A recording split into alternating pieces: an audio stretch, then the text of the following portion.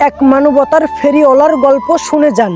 টং দোকানে দাঁড়িয়ে চা খাচ্ছিলাম, বিল দিয়ে ঘুরতেই দেখি পাশে ইলেকট্রিসিটির গায়ে কি যেন একটা লিফলেট দেওয়া আছে।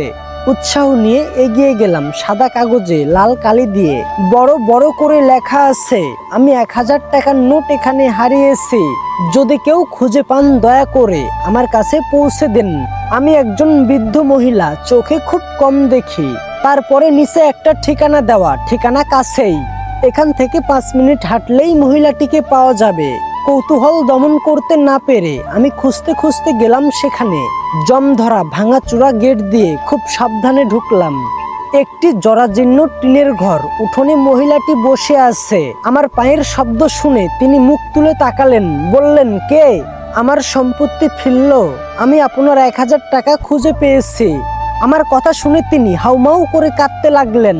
একটু পরে কিছুটা ধাতস্থ হয়ে বললেন, বাবা, এ পর্যন্ত 10-12 জন আমার কাছে এসেছে আর 1000 টাকা করে দিয়ে বলেছে তারা নাকি গলির মাথাতে আমার 1000 টাকা খুঁজে পেয়েছে। আমার কোনো টাকা হারায়নি, ওই লেখাগুলো আমার না, আমি খুব একটা পড়ালেখা জানিও না। আমি নিচু হয়ে উনার হাত ধরে বললাম, যাই হোক, সন্তান মনে করে আপনি টাকাটা রেখে দিন।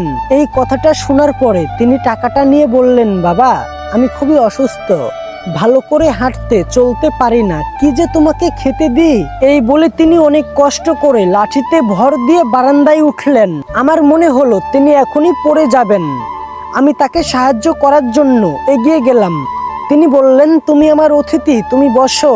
আমার পেটে একটুও ক্ষুধা ছিল না, তবুও কিছুটা বৃদ্ধার আন্তরিকতায় মুগ্ধ হয়ে বাকিটা আরো কিছুক্ষণ তার সঙ্গে গল্প করার জন্য কিছুক্ষণ বসে রইলাম। এরপরে কথায় কথায় সে এক সময় বলল, আপনজন বলতে পৃথিবীতে তার আর কেউ নাই। আগে ভিক্ষা করতেন, এখন অসুস্থ হবার পরে বাড়ি থেকে আর বের হতে পারেন না। ফেরার সময় বৃদ্ধ বলল, বাবা, আমার একটা অনুরোধ রাখবে? ওই কাগজটা ছিঁড়ে ফেলো। আমি ওনার বাড়ি থেকে বের হওয়ার সময় মনে মনে ভাবছিলাম, সবাইকে উনি বলার পরেও কেউ কেন কাগজটি ছিঁড়েনি।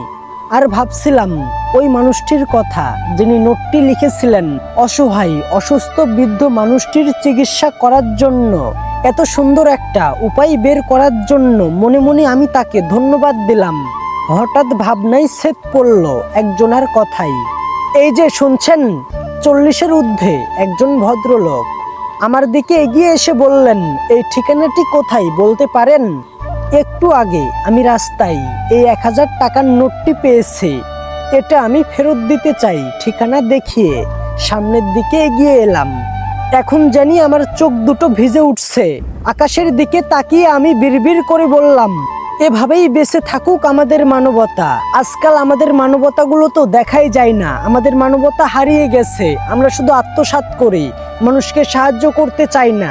আপনার 5 টাকা, 10 টাকা, 100 টাকার বিনিময়ে যে একটা মানুষের প্রাণ বেঁচে যেতে পারে, একটা পরিবারের প্রাণ বেঁচে যেতে পারে, এ ধারণাটি আপনার নাই।